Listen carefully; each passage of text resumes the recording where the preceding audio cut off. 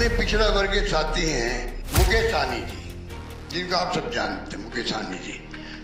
ऐसे नौजवान को हमने तय किया है वो उप मुख्यमंत्री होंगे साथ में। बिहार चुनाव 2025 अब की बार इक्वेशन कुछ अलग है। महागठबंधन ने बड़ा दांव खेल दिया है। तेजस्वी यादव होंगे मुख्यमंत्री फेस और मुकेश सहनी डिप्टी सीएम के उम्मीदवार।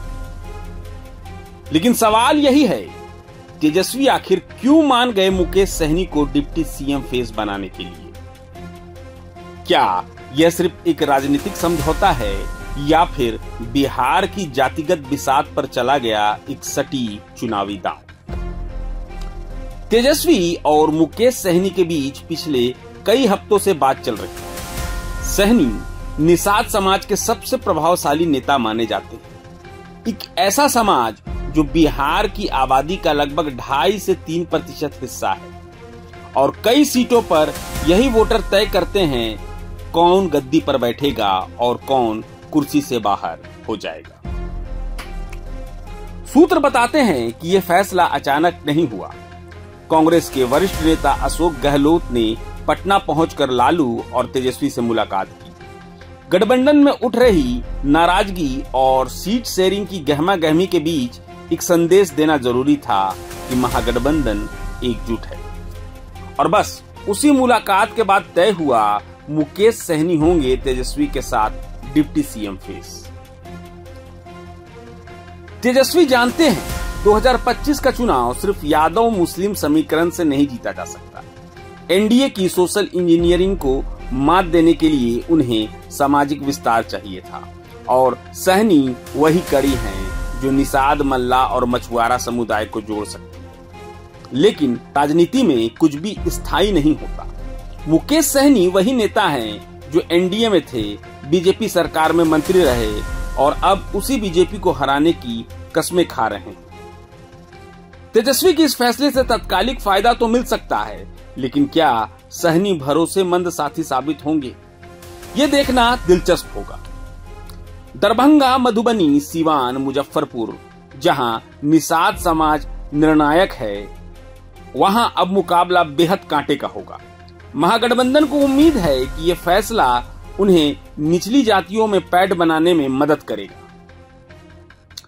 तेजस्वी का यह कदम कितना बड़ा मास्टर स्ट्रोक साबित होगा और कितना भारी पड़ जाएगा, यह तो चुनाव के नतीजे ही तय करेंगे। लेकिन एक बात तो तय है कि बिहार की राजनीति में फिर से खेल पलट चुका है। साथ में सबकी राय बनी है कि जो हमारे अन्य पिछड़ा वर्ग के साथी हैं मुकेश सहनी जी, जिनको आप सब जानते हैं, मुकेश सहनी जी, जो एक संघर्ष करते हुए यहाँ तक पहुंचे हैं, अपनी पार्टी बनाई है, अपनी अकल होशियारी से, अपनी मेहनत से बनाई है, गरीबों के मसीहा के रूप में, अपनी कौम के मसीहा के रूप में उभर के आए हैं। ऐसे नौजवान को हमने तय किया है वो उप मुख्यमंत्री होंगे साथ में। इसके साथ में जो आपके यहाँ बहुत सारे समाज भी हैं, सामाजिक इक्वेशन अलग तरह की है, तो जो अन्य सामाजिक वर्गों के लोग हैं उनमें से मुख्यमंत्री और बनाए जाएंगे। नहीं, देखिए, मैं सबसे पहले हमारे गठबंधन के जितने भी टॉप लीडरशिप है, चाहे लालू जी हो या अपना राहुल गांधी जी हो और तेजस्वी जी हो, तमाम सभी साथी को मैं धन्यवाद देता हूं कि आज उन्होंने औपचारिक ऐलान कर दी है कि बिहार में अति पिछड़ा मल्ला का बेटा सरकार बनने के बाद डिप्टी चीफ मिनिस्टर होंगे। इसके लिए मैं सभी को धन्यवाद देता हूँ। और आपने देखा कि पिछले 11 साल से मैं संघर्ष कर रहा हूँ, लड़ाई लड़ रहा हूँ। एक आंदोलन से बनी हुई पार्टी है और एक विचार को लेकर हम लोग चलने वाले लोग हैं और उसको लेकर संघर्ष करते करते इस मुकाम तक आए। आपने देखा होगा कि 2020 में हमारे सहयोग से बिहार में सरकार बना। अगर हम समर्थन नहीं देते तो 2020 में नीतीश कुमार बिहार के मुख्यमंत्री नहीं होते और हमने उनको मुख्यमंत्री बनाया था। उस समय में भी हमको डिप्टी सीएम का ऑफर आया था, लेकिन हम उस डिप्टी सीएम का पद जो है हमने ठुकरा दिया कि हमने हमारा मानना था हम किसी के साथ गलत करके हम डिप्टी सीएम नहीं बनेंगे। अपने दम पर और मजबूती से अपने काम के दम पर हम डिप्टी सीएम बनना चाहेंगे। और उसके बाद लगातार 3.5 साल से मैं संघर्ष कर रहा हूँ। आपने देखा कि किस तरीके से भारतीय जनता पार्टी हमारे विधायक को खरीद लिए, हमें वो सरकार से बाहर कर दिया जो सरकार हमने बनाया था, लेकिन हमारा हौसला नहीं टूटा और हम मजबूती से लड़ाई लड़ते रहे। पूरे बिहार में निषाद समाज के सभी उपजाति, चाहे वो बिंद, बेलदार, नुनिया, मला, चाहे चाहे तियर, बनपर, गोरी, केवट, सभी लोगों ने हाथ में गंगा जल लेकर संकल्प लिया था कि भाजपा को उखाड़ फेंकेंगे। वो समय आ चुका है और भाजपा को बिहार से 2025 में उखाड़ फेंकेंगे और हम अपनी सरकार बनाएंगे जिसमें एक अति पिछड़ा मल्ला का बेटा डिप्टी सीएम होंगे। क्या लगता है मोमेंटम जो है वो इंडिया अलायंस का कहीं गड़बड़ नहीं हुई है? देर हुआ जो बिल्कुल ही नहीं। देखिए, कभी भी चुनाव का जो एक अपना काम है वो चुनाव के वोटिंग गिरने से ठीक 3-4 दिन पहले मूवमेंट बनता है कि हमें वोट क्या करना है। राज्य में जो वोटर है वो ऑलरेडी 2 खेमे में है, एक इंडिया गठबंधन को जिताने के लिए और एक एनडीए को जिताने के लिए। उसके बाद 20% एक वोटिंग जो होता है फ्लोटिंग, वो समय के अनुकूल इंतजार करते, तो 20-25% जो वोट है वो अंतिम चुनाव से 3-4 दिन पहले ही डिसीजन लेना है। तो उसमें कहीं कोई किंतु परंतु नहीं है। हम लोग तो बहुत आगे आ गए हैं। अब देखिएगा उस तरीके से तो एनडीए में तो क्लियर ही नहीं हुआ है। सिर्फ वो लोग कह रहे हैं कि हम नीतीश जी के नेतृत्व में चुनाव लड़ेंगे, जैसे महाराष्ट्र में कहे थे शिंदे जी के नेतृत्व में लड़ेंगे, लेकिन वहां पे क्या हुआ, खेला हुआ। वहां पे सरकार बनने के बाद क्या किए, वहां पे फडणवीस जी को मुख्यमंत्री बना दिए। तो यहाँ पे भी वही सोच रखते, उनको भी मालूम है कि हम मुख्यमंत्री जी का चेहरा घोषणा नहीं कर सकते क्योंकि मुख्यमंत्री जो है अस्वस्थ है और उनके चेहरा का घोषणा नहीं करेंगे तो निश्चित तौर पर उनका नुकसान होना है। तो यहाँ पे उन्होंने दूसरे तरीके से कह रहे कि हमारे विधायक दल के नेता तय करेंगे। सच्चाई ये नहीं है। और यहाँ पे तो वो लोग कुछ भी कर ले, लेकिन सरकार तो महागठबंधन का बनना है।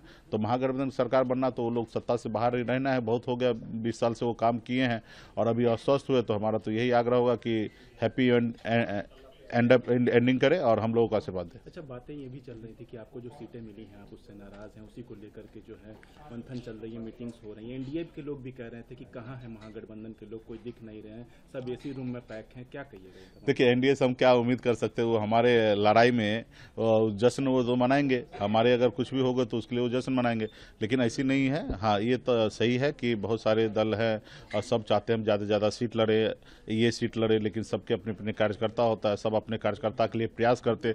इसके लिए थोड़ा सा विलम्ब हुआ है, लेकिन अंत जाके सब सेटल हो चुका है और हम महागठबंधन मजबूती से चुनाव लड़ने के लिए जा रहे हैं। आपको जो उप मुख्यमंत्री का ऐलान किया गया, फेस बनाएगा, क्या लगता है इससे कांग्रेस में नाराजगी नहीं होगी क्या? बिल्कुल ही नहीं। कांग्रेस के लीडरशिप के द्वारा ही घोषणा हुआ तो उस पर कोई नाराजगी नहीं। अगर ऐसी होता तो घोषणा ही नहीं करते, तो कहीं कोई लड़ाई नहीं है। आपके कुछ कैंडिडेट्स के जो है वो नामांकन भी रद्द हुए हैं, क्या कहिएगा इस पर?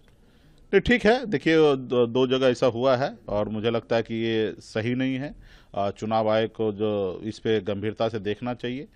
महागठबंधन के प्रत्याशी है। स्क्रूटनी का मतलब क्या होता है? स्क्रूटनी का मतलब होता है कि कहीं अगर कोई चीज़ में कमी रह गया, कोई डॉक्यूमेंट जमा रहने में या चीज़ें में, अगर आप उस समय रहते हुए अगर वो आपको उपलब्ध नहीं करा देते तो फिर आप उसको कैंडिडेट को नाम को रद्द कर सकते।